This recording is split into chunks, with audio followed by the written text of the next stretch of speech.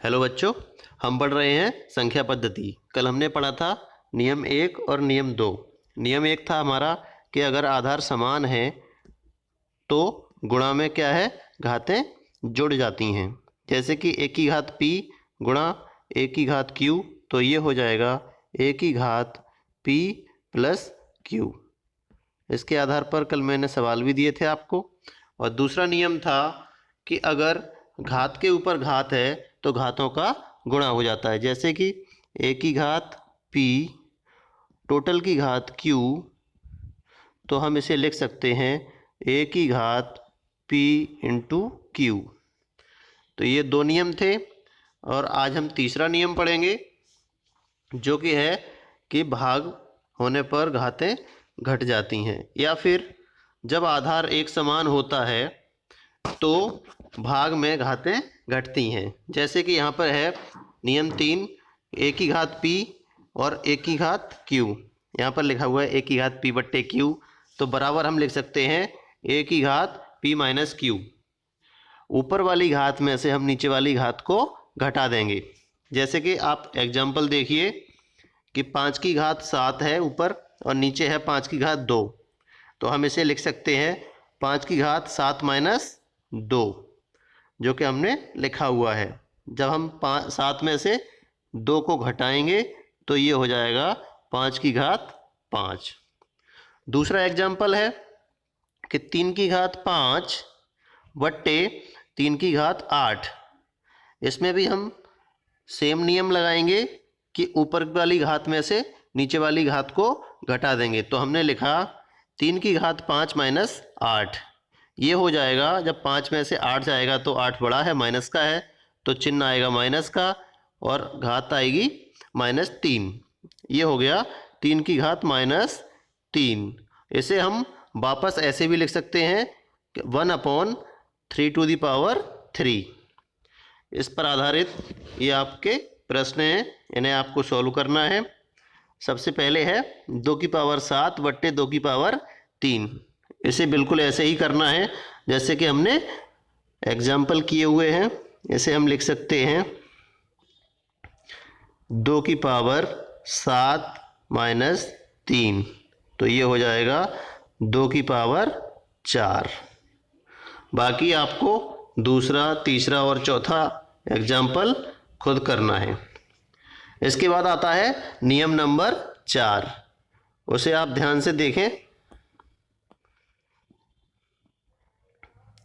यहाँ पर क्या है कि जब घातें एक जैसी हैं और आधार विपरीत हैं या फिर अलग अलग हैं। जब घातें एक जैसी हैं और आधार असमान हैं। आधार वह संख्या होती है जिसके ऊपर घात लगी होती है। यहाँ पर लिखा है a की पावर p और b की पावर p, तो हम इसे टोटल को लिख सकते हैं ab की पावर p। यहाँ पर ab का जो है गुणनफल भी लिखा जाता है। जैसे कि हमारे एग्जाम्पल में दिया हुआ है 2 to the power 3 into 3 to the power 3। तो हमारी अगर घात इसे p माने और इसे भी p माने तो हम ब्रैकेट में लिख सकते हैं 2 इंटू 3 और टोटल की पावर 3, जो कि हमने लिखा हुआ है। 2 और 3 का गुणा होता है 6, तो हमने क्या किया 6 की पावर 3 लिख दिया। ऐसे ही अगला एग्जाम्पल है हमारा 4 की घात 5 हमने लिखा और दूसरी जगह लिखा 3 की घात 5। ये दोनों अगर हम p समझ लें तो ये a हो जाएगा और ये b हो जाएगा। तो हम लिख सकते हैं 4 गुणा 3 की घात 5 जैसा कि लिखा हुआ है, और इसी को लिख सकते हैं 4 तिया 12 की घात 5। इस तरह से अब हमारा प्रश्न देखें आप एक बार। प्रश्न में दिया हुआ है कि 8 की घात 3 गुणा 9 की घात 3, तो हमने लिखा 8 की घात 3 गुणा 9 की घात 3।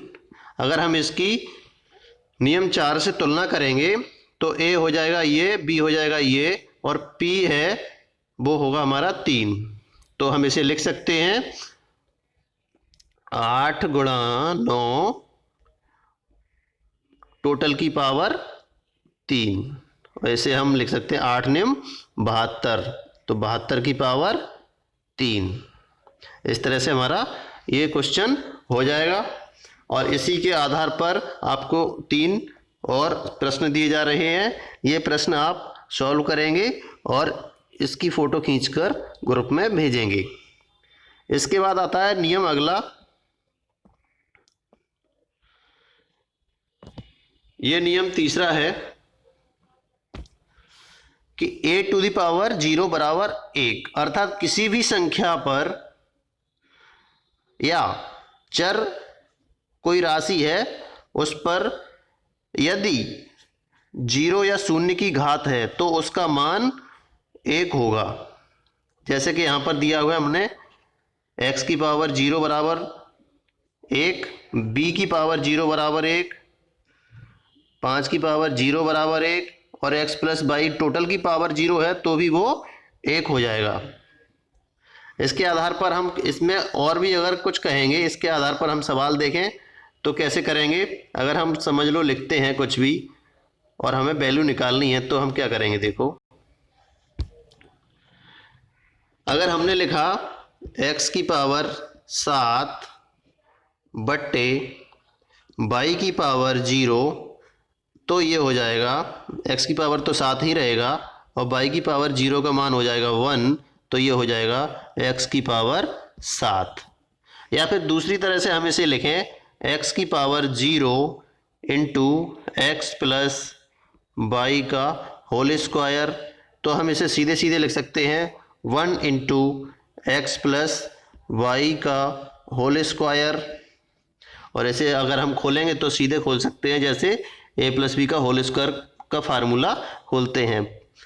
पहली का वर्ग धन दूसरी का वर्ग धन 2 गुणा पहली गुणा दूसरी, ये इसका आंसर हो जाएगा और ये इसका आंसर हो जाएगा। अगर हम और आगे करना चाहते हैं, जैसे हमें संख्याएं दी हुई हैं तब भी हम कर सकते हैं। तब हम कैसे करेंगे, देखिए जैसे दिया हुआ है 5 की घात 3 बट्टे 2 की घात 0 गुणा -2 की घात 0, तो ये हो जाएगा 5 की घात 3 गुणा 1 बट्टे 1, तो इसे हम सीधे लिख सकते हैं 5 की घात 3। इस तरह से ये किसी भी आधार पर अगर 0 की घात है तो उसका मान 1 हो जाएगा। इस तरह से ये आपका नियम तीसरा था और इसके आधार पर आप अपनी संख्या पद्धति के सवाल कर सकते हैं। इसमें अगर कहीं भी कोई दिक्कत आएगी तो बच्चे अपने डाउट पूछ सकते हैं और इस वीडियो को सभी बच्चे ध्यान से देखेंगे। धन्यवाद।